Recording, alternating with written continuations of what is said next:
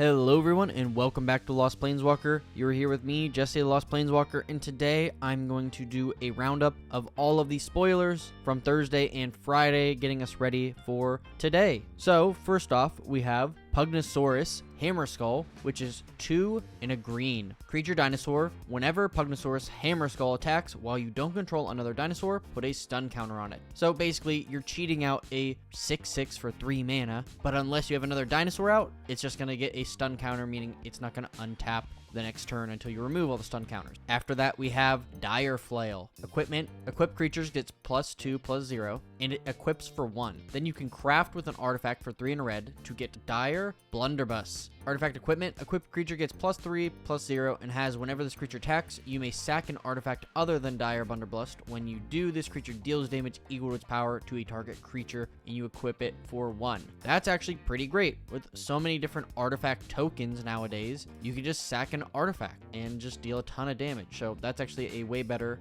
artifact equipment than I've seen from a lot of these so far. Next up, probably my favorite card, I think, from this set, just flavor wise, it just seems incredibly fun, is the Millennium Calendar for 1 mana legendary artifact. Whenever you untap 1 or more permanents during your untap step, you may put that many time counters on the Millennium Calendar. Then 2, tap double the number of time counters on the Millennium Calendar. When there are 1,000 or more time counters on the Millennium Calendar, sack it, and each opponent loses 1,000 life. This is obviously themed after the Mayan Doomsday Calendar, and I love this card. I was already thinking of ways of how do you, make this the best, or how do you, do whatever you need to do to get to 1,000 counters and just win the game with that. So I'm very much looking forward to this card, and I will be picking up one of these for myself. Next up is the Master's Guide Mural for 3 white blue artifact. When the Master's Guide Mural enters the battlefield, create a 4/4 white and blue golem creature artifact token. You can craft with an artifact for 4 white blue to get the Master's Manufactory. It is an artifact with tap, create a 4/4 white and blue golem artifact creature token. Activate only if the Master's Manufactory or another artifact entered the battlefield under you control this turn. So basically, this turns into a factory where you're building these golems that 4/4s are quite good, but you have to have another artifact enter, which isn't terribly hard, especially in Azorius. Next up is the Sunken Citadel. It is a land cave. The Sunken Citadel enters battlefield tapped. As it enters, you choose a color. You can add 1 mana of the chosen color, or add 2 mana of the chosen color. Spend this mana only to activate abilities of land sources. This is quite cool. We haven't really seen a lot of activating the abilities of land sources before, so I really love that effect. Next is the Terror Tide for 2 black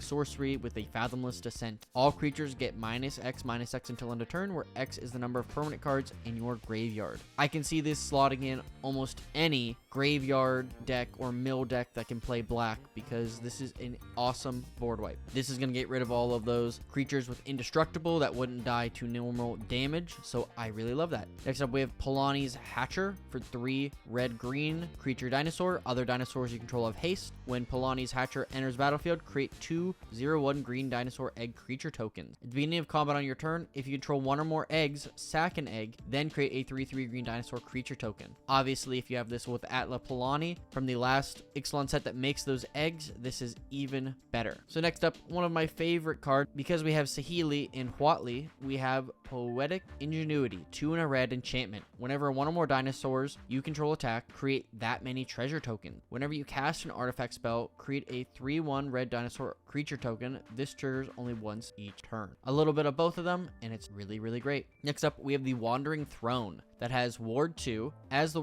Wandering Throne enters the battlefield, choose a creature type. The Wandering Throne is the chosen type in addition to other types. If a triggered ability of another creature of the chosen type would trigger, it triggers an additional time. This is quite neat because this is a colorless card, meaning you can pretty much slot this in any deck. So this is super cool. I can't wait to see how people use this. But next up, we have Dauntless Dismantler for 1 in a white creature human artificer. Artifacts your opponent control enter the battlefield tap. XX white sack. Dauntless Dismantler, destroy each artifact with mana value X or less. I can see this actually being pretty playable in some formats because remember, all tokens that are artifacts have 0 as their mana value. So for a single white mana, you can just make everybody have to destroy all of their artifacts. And that can be pretty devastating, especially if an opponent is depending on those for maybe some win con. But next up after that is Hermetic Nautilus. For 1 in a blue, artifact creature Nautilus with Vigilance. And 1 in a blue, Harmonic Nautilus gets +3/-3 until end of turn. So basically you can just make it bigger while sacrificing its power. So that's kind of cool. Then we have Abyssal Gorestalker. 4 black creature horror. When Abyssal Gorestalker enters battlefield, each player sacks 2 creatures. And it's a 6/6 in addition. This is actually a really cool deck, especially if you're playing any sacking or,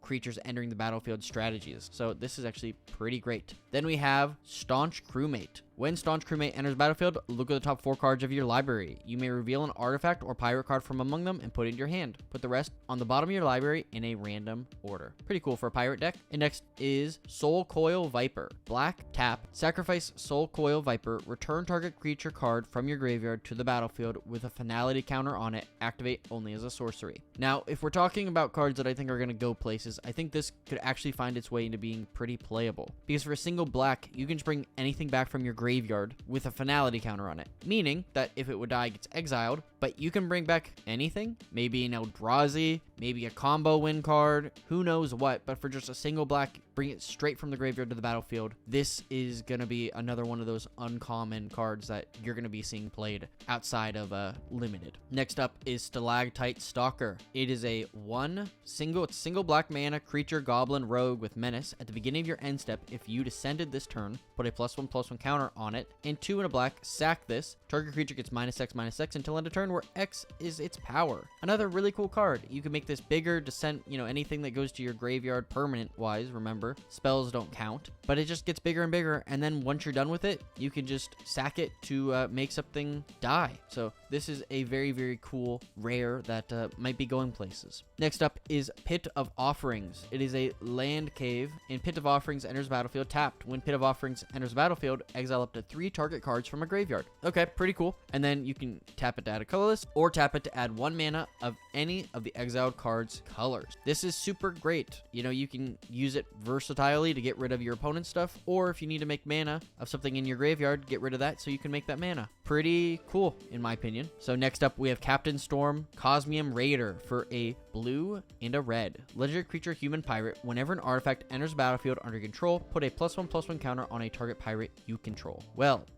this is quite good. I think you could really find some cool strategies. Obviously, Izzet loves making artifact tokens. I'm thinking Third Path Iconoclast, all that sort of stuff, in addition to treasure tokens and clue and all of that. So this could actually be a really, really powerful commander. Right out the gate, maybe turn 3 or 4, you could have a 6/6 creature and be buffing your other stuff. So that's quite cool. Next up, we have Amelia Benediv's Aguirre. I know I said that so wrong, but that's a weird name. For an Orzhov, a white and a black legendary creature vampire scout with ward, pay 3 life. When you gain life, Amelia explores, then destroy all other creatures if its power is exactly 20. This is quite cool. We don't really see this in Orzhov a lot, so I'm very excited to see that. This seems like a really cool card, and obviously if you can get its power exactly to 20, you can just wipe the board, so that's quite fun. Next up is Get Lost, probably one of my favorite instants from this set. 1 in a white, instant, destroy target creature, enchantment, or planeswalker. Its controller creates 2 map tokens. I'm not going to say all the time, but most of the time when you play this card, your opponents aren't going to care about map tokens. Maybe it's going to help them, filter through a couple of cards, but for getting a creature, enchantment, or planeswalker, I will definitely take that. Next up is Confuddling Riddle for 2 in a blue. Instant, choose one. Look at the top 4 cards of your library, put 1 of them into your hand and the rest on the bottom of your graveyard, or counter target spell unless its controller pays 4. Pretty versatile card. I don't know if this is going to make its way outside of Limited, but kind of fun. Next up, we have Bedrock Tortoise for 3 and a green. Creature Turtle. With as long as it's your turn, creatures you control have hexproof. And each creature you control with toughness greater than its power assigns combat damage equal to its toughness rather than its power. So this is kind of cool because it doesn't just instantly transform all of your creatures. Maybe you have a 7/1, now it's a 1/1. It just cares if its toughness is bigger than its power, and it'll, do the inverse. So that's kind of cool. Next up is the Belligrant. Maybe? I don't know. 2 blue-red legendary artifact vehicle. When the Belligrant attacks, create a treasure token until end of turn. You may look at the top card of your library anytime, and you may play lands and cast spells from the top of your library. True 3, and it's a 5/5. This is an awesome artifact vehicle. This is kind of really cool. I can see this being actually pretty playable. So this is super neat. I'm very excited to see this, and I might try to pick up a copy of this myself. But this is also a great time to say, if you aren't subscribed to my channel, if you want to see more spoilers, if you want to see commander decks build around these cards, please stay in touch. I'm going to be doing all of that as this set finally comes out, in all different kinds of videos as well. I'm going to be talking about Fallout. Look out for that this week as well, because I have some really cool deck ideas already brewed up there. But yeah, let's continue on to the rest of these cards. Next is the Lurking Bat, which is a single mana flying lifelink. At the beginning of your end step, if you have descended this turn, scry 1. Pretty good little value creature. I could see myself playing this. And after that, we have Dig Site Conservator for 2 generic artifact creature gnome. Sack Dig Site Conservator. Exile up to 4 target cards from a single graveyard. Activate only as a sorcery. When it dies, you may pay 4. If you do, discover 4. Now this is a pretty versatile card. It deals with some stuff in some graveyards, and then when it dies, we can pay for it to discover. It's kind of versatile, does some cool things. I really like this effect. Next is Nurturing Bristleback. It is a creature dinosaur with, when it enters the battlefield, create a 3/3 dinosaur creature token, and it also has forest cycling. So it seems like we're getting another cycle of these forest, swamp, island cycling cards from these dinosaurs, which I think is great. Then we have Tishon's Tidemaster. This has flash, in which Tishon's Tidemaster enters battlefield, counter up to 1 target activated or triggered ability. If an artifact, creature, or planeswalker ability was countered this way, that permanent loses all abilities until Tishon's Tidemaster leaves the battlefield. Mana abilities can't be targeted. Well, how neat is that? It basically is going to nullify a creature, and it comes in at flash speed, so that's actually pretty neat. We have another Restless land with Restless Ridgeline. And as battlefield tapped, can tap for a red or green, or for 2 red-green. Restless Ridgeline becomes a 3/4 red and green dinosaur creature token, and it's still a land. Whenever Restless Ridgeline attacks, another target attacking creature gets +2/+0 until end of turn. Untap that creature. Actually pretty decent. We've seen some of these, and I think this one's actually pretty cool. Next up is Hurl into History. 3 blue instant counter target artifact or creature spell. Discover X, where X is that spell's mana value. Well, how neat. You see cards like this, and you start to compare them to,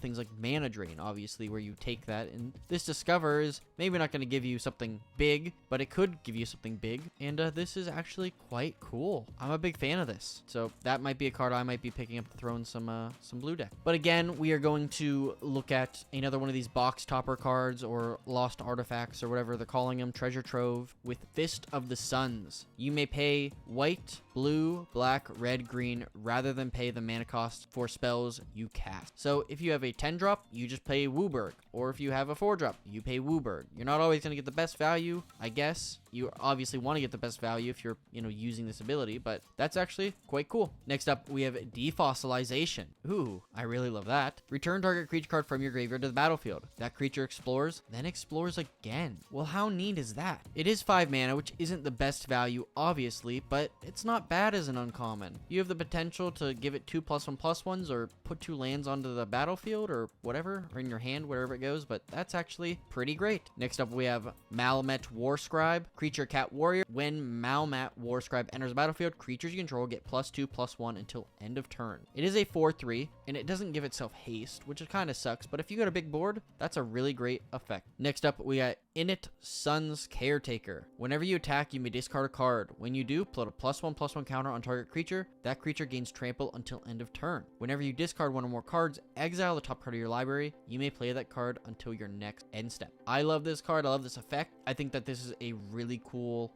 2 mana legendary creature rare, I think that this could actually be pretty popular because you're going to get to give things pluses as +1/+1 counter and trample, and then you just get to exile stuff. So if you need whatever, hopefully you can grab it off the top. Very, very cool. Next up, we have Compass Gnome. For 2 generic mana, artifact creature gnome. When Compass Gnome enters the battlefield, you may search your library for a basic land or cave card, reveal it, shuffle, and then put that card on top. Then we have Helping Hand. For a single white sorcery, return target creature card with mana value 3 or less from your graveyard to the battlefield tap. I love that effect. That's actually pretty great, so I probably will be getting that as well. But another flip card we have is Brass's Tunnel Grinder. Legendary artifact. When Brass's Tunnel Grinder enters the battlefield, discard any number of cards and you may draw that many +1. Pretty cool little wheel there. Then at the beginning of your end step, if you've descended this turn, put a boar counter on Brass's Tunnel Grinder. If there are 3 or more boar counters on it, remove those counters and transform it into Tektulan, the Searing Rift. Legendary Land Cave. Tap it to add a red mana. Whenever you cast a permanent spell using mana produced by this, discover X, where X is that spell's mana value. Okay, this is actually pretty great. You get to wheel your hand, then if just by playing the game, it gets boar counters. Then whenever you cast a permanent spell using this mana, you just get to basically cascade or put something into your hand. So that's sick. I love that. That is so, so cool. Going into another Restless land, we have Restless Anchorage, which taps for a white or blue, and for 1 white blue, until end of turn, Restless Anchorage becomes a 2/3 white and blue bird creature with flying that's still a land. When it attacks, create a map token.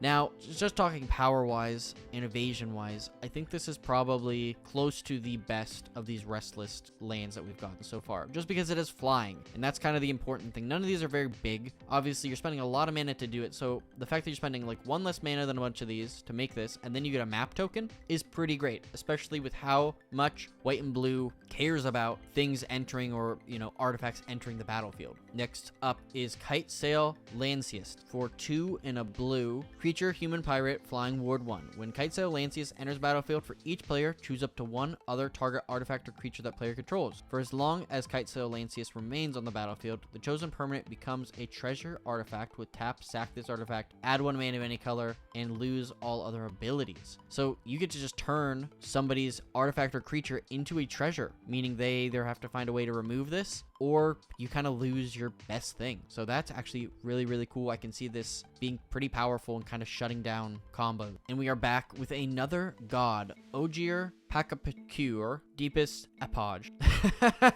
I have no idea. I have no idea how you say that. Okay, that's 2 blue legendary creature god with flying, and whenever you cast an instant spell from your hand, it gains rebound, which means exile it, and as it resolves at the beginning of your next upkeep, you may cast it from exile without paying its mana cost. And then whenever this dies, return to the battlefield tapped and transformed under its owner's control with 3 time counters on it. Temple of Cylindrical Time. Tapped at a blue, remove a time counter from Temple of Cylindrical Time. 2 and a blue, transform Temple of Cylindrical Time. Activate only if it has no time counters on it and only as a sorcery. So again, this one's actually pretty neat. I think the front side is so powerful that they kind of had to balance it by putting these time counters on it, basically saying like, yeah, you can't get at your other stuff until you do this thing. So actually quite cool. I think this commander is a lot stronger than some of the other ones. I mean, the white one's very good. They're all good. But what I mean by that is this rebound effect is quite neat because blue cares about casting little spells and you're basically getting double casting. In addition, Storm is a super viable option for this deck because let's say you cast 3 last turn, you can cast 3 this turn and then do whatever Storm effect you're gonna do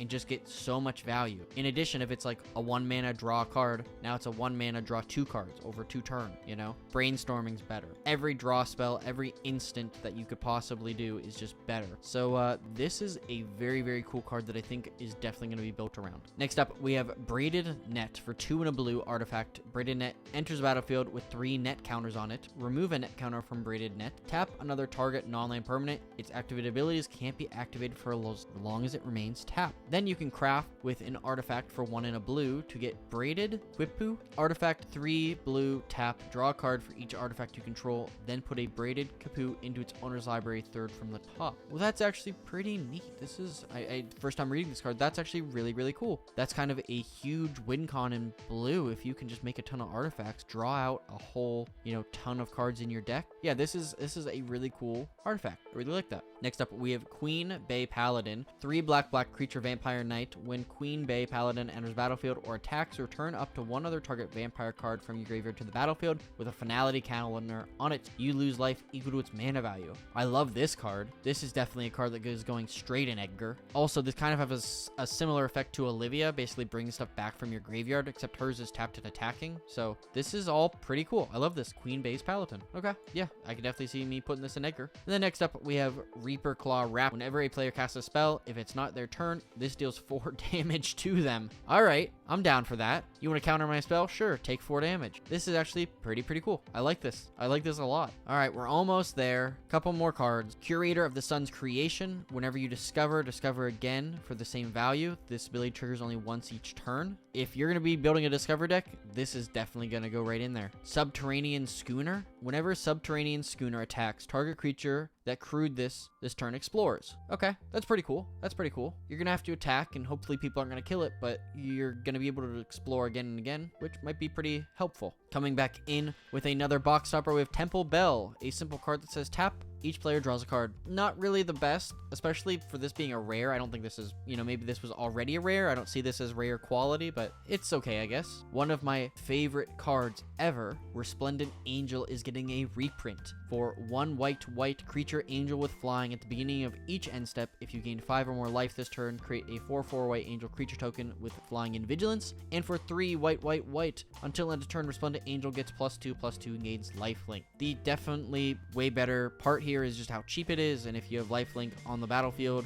every turn, possibly you're going to be getting an angel token, so I love this. I love this new art. Look at these wings. That was so excited. I saw this card and I didn't know what it was going to be. I'm so happy it's Resplendent Angel. Next up, we have Earthshaker Dreadmaw. 4 green creature dinosaur with trample. When Earthshaker Dreadmaw enters the battlefield, draw a card for each other dinosaur you control, and it's a 6/6, so actually quite cool. This is also Colossal Dreadmaw on here if you didn't catch it, which is really cool to see as well. And here we are again with another Restless card. We have a Restless Vents. So this taps for a black and a red, enters battlefield tapped obviously, and for 1 black-red, until end of turn, Restless Vents becomes a 2/3 black and red insect creature token with menace. It's still a land. Whenever Restless Vents attacks, you may discard a card. If you do, draw a card. Pretty cool little card. I love these Restless cards. I don't think they're going to be used that heavily, but I'm actually very excited to see what they all are, because I would actually like to play them, even if they're not that great. Next up, we have Enterprising Scallywag, a creature goblin pirate with, at the beginning of your end step, if you descend to this turn, create a treasure token. Okay, I'm good with that. If a permanent card was put into your graveyard, you just get to make a treasure. Now, correct me if I'm wrong in the comments here, but I'm pretty sure descending or sacking a treasure descends. If you put a permanent card into your graveyard from anywhere, it doesn't say it has to stay in the graveyard. All tokens enter the graveyard and then fizzle once they're in there. So I think if you just sack a treasure, you're going to get a treasure every turn. And now we have Pathfinding Axejaw. 3 and a green creature dinosaur with when Pathfinding Axejaw enters battlefield, it explores. Little cool creature here. I made a joke to my friends that we're basically just playing Apex Legends here with all of these dinosaurs with different mounts and things on them. But it's kind of fun. And if you're a big dinosaur fan, I'm sure you enjoy that. Next up, we have Dowsing Device. For 1 and a red artifact, when Dowsing Device or another artifact enters the battlefield under control, up to 1 target creature you control gets +1/+0 and gains haste until end of turn. Then transform Dowsing Device if you control 4 more artifacts. You can tap to add a red or 2 and a red, tap until end of turn, target creature gains haste and gets +X/+0, where X is the number of artifacts you control. Activate only as a sorcery. This is a solid artifact. This is a really cool and solid artifact. I love this card. I'll be playing this, so this is really cool, especially if you want to give things haste. You can buff them up for the number of artifacts you control. Very cool. Now we have Clay Fired Bricks. That is 1 and a white artifact. When Clay Fired Bricks enters the battlefield, search your library for a basic planes, reveal it, put it in your hand, then shuffle, and you gain 2 life. And then you can craft with an artifact for 5 white to get Cosmium Kiln. Artifact, when Cosmium Kiln enters the battlefield, create 2 1/1 colorless gnome artifact creature tokens, and creatures you control get +1/+1. I don't know how I feel about this. Definitely getting to tutor for that planes is good. I would like it to just be any basic land. We get enough of these cards that just tutor or plains, so I'm not as huge a fan there, but okay. Next up, one of my favorite cards. I saw the art for this Bat Cavern, and I just was in love with it. I just thought this was so cool, and I'm so excited to see what it does. 2 and a white, enchantment. Whenever this enters a battlefield, create a 1/1 black bat creature token with flying for each mana spent from a cave used to cast this spell. Whenever a cave enters a battlefield under your control, put a +1/+1 counter on a target creature you control. This isn't as strong as I wanted it to be, but if you can cast this with 3 caves, this comes in and you get 3 bats. And then also, if you can cast some more caves, you can just buff up your creatures. So this is kind of cool. Not what I was hoping for when I saw this art, but, you know, as a limited card, that could be pretty fun. Next, we have Self-Reflection for 4 blue. Create a token that's a copy of a target creature you control, and it has flashback for 3 and a blue. So basically, you're paying a little bit more up front to then pay less later to get, you know, a cool copy of a creature you control. Okay.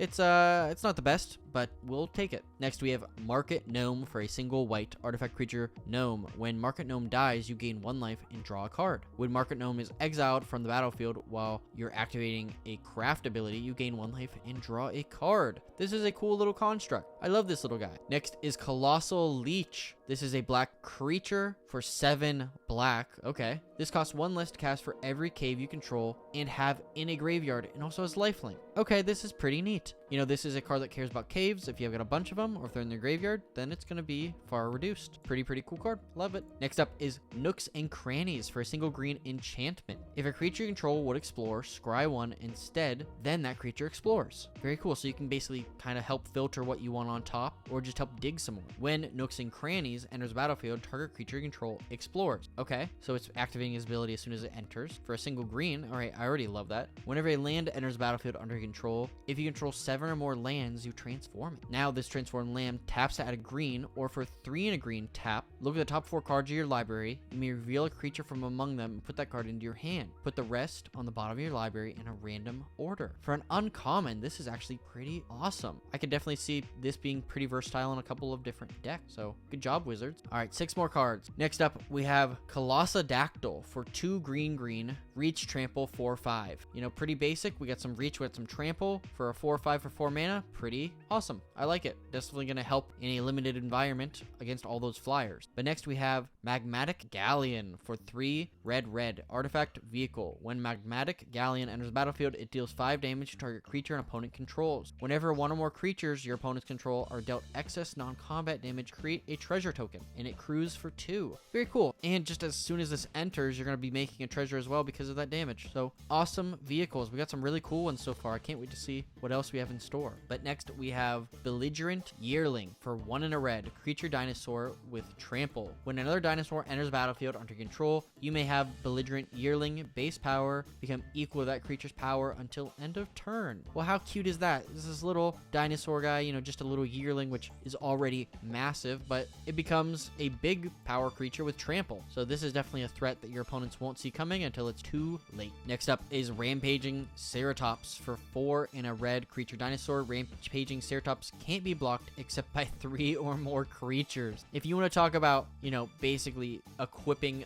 a bunch of things and making a big threat, this is the one you want to do it to. You want to give this guy trample so that you have to block with 3 things just to stop him. And if you can give him any additional value, that is super great. And lastly, until probably later today, we have Dusk Rose Reliquary, which is a 1 mana artifact that says as an additional cost to cast this spell, sack an artifact or creature. It has Ward 2, and when Dusk Rose Reliquary enters the battlefield, exile target artifact or creature an opponent controls until Dusk Rose Reliquary leaves the battlefield. So what's happening here? We're exiling stuff and making our opponents pay at least 2 additional mana to be able to get rid of this, which there's a lot of things that get rid of artifacts, so I like this ward ability on here. And pretty good for just 1 white. But that wraps it up with the spoilers for today. I hope this video wasn't too terribly long and you enjoyed it, and look forward to seeing the rest of the spoilers that are going to come out this week before pre-release. And if you're excited to go to pre-release, you know, please leave a comment down below and tell me about it. Tell me what cards you're looking to play, you know, what cards you're still